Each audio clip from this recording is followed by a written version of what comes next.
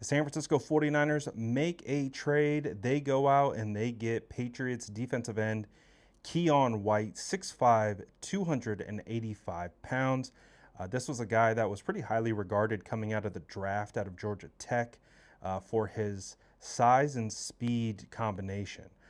Very strong, very athletic, has decent explosiveness off the edge for his size. And the San Francisco 49ers go out and acquire the former second round draft pick who was drafted in 2023, so he's in his third season in the NFL. They were able to get him for a sixth, seventh round pick swap with the Patriots. So really didn't have to go out and get much for him. He hasn't been a high producer. He does have 6 sacks over his 3 seasons. 5 of those came in 2024. He has 88 combined tackles, 10 tackles for loss, and 21 quarterback hits. But he really hasn't produced all that much this season. I believe he was even inactive last week for the Patriots. So we kind of talked about who the 49ers would target in a trade, and these were the kinds of players that I was talking about, guys who maybe have a higher draft pedigree but haven't necessarily panned out or worked out with their current team. So the San Francisco 49ers go out and they identify Keion White. And again, he has the upside. It just hasn't worked out for the Patriots.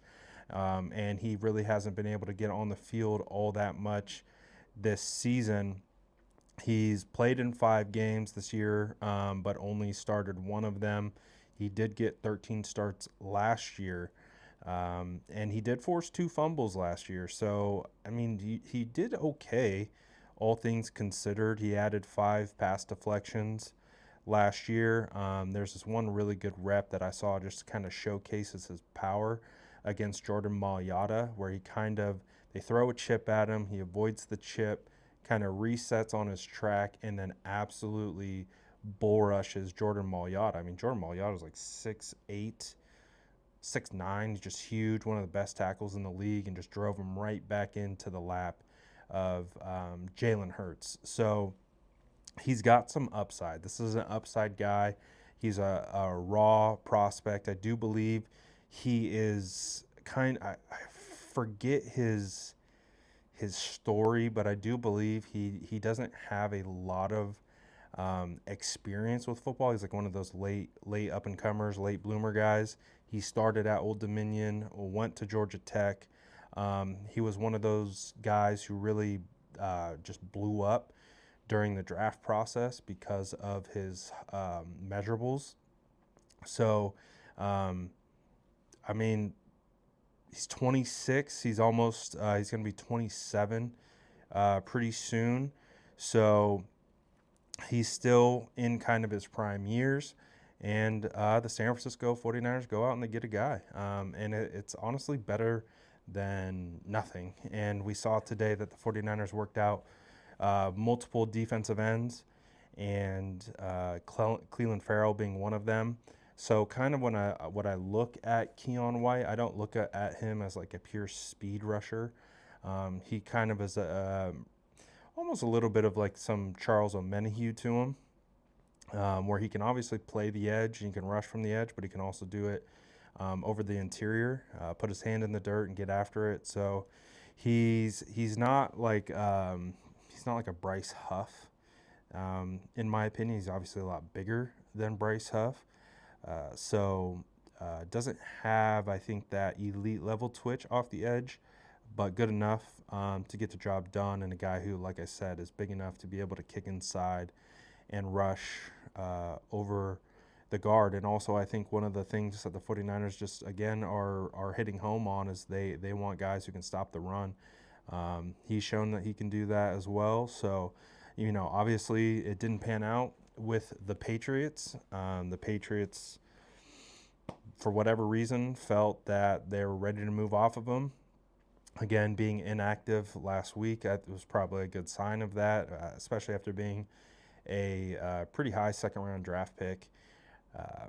So it obviously it was a new regime, So that's also something to keep in mind as, Vrabel took over.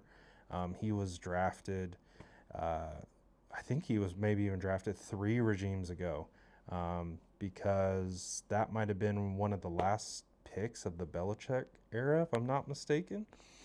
I could be wrong on that, but obviously in 2023, and then you had their previous coach in 2024. Vrabel takes over in 2025. So, um, yeah, and again, it's hard to survive regime changes. So sometimes a change of scenery is what's best, and we do know he'll have opportunity with the San Francisco 49ers. Obviously, Chris Kosurick is a really good coach, arguably the best defensive line coach in the league. 49ers do run the wide nine. He seems to be comfortable with that scheme. A lot of the highlights that I've seen of him so far was with his hand in the dirt. So that doesn't seem to be much of an issue. So he's not going to be like a converted stand-up outside linebacker or anything like that. So this is defensive lineman. And we'll see how he acclimates and how quickly he gets up to speed. I would have to imagine he's going to have to play pretty quickly here. And, the San Francisco 49ers need someone. So it'll be interesting to see if they add Cleveland Farrell as well. Cleveland is really solid in the run game. So, and we did see today that the 49ers had Travis Gibson signed off the practice squad. So I think as it stands right now with this trade, obviously pending a physical, the 49ers currently have 4 healthy DNs on the team now with Keion White added to the roster. So I'm really curious to know what you guys think about this move. I know it's not a Trey Hendrickson. I know it's not a Max Crosby. But that just felt like a move that probably wasn't going to happen, considering the multiple levels to it. Having to pay the player, pay the compensation, finding the right fit, finding a team first of all that's willing to trade their star defensive end. So that felt like probably the least likely outcome, but it is something that we like to talk about when these trade conversations are happening. So I'm curious to know how you feel about this particular move, and because I know Kayvon Thibodeau is a name that popped up today as someone being available, and maybe the question is, do the San Francisco 49ers keep going? Do they make another move, especially if it's a swap like this? Trading a 2006 6th-round pick for Keion White in a 7th that's pretty good value. But you guys let me know what you think in the comments below, and as always, make sure to like and subscribe for more updates.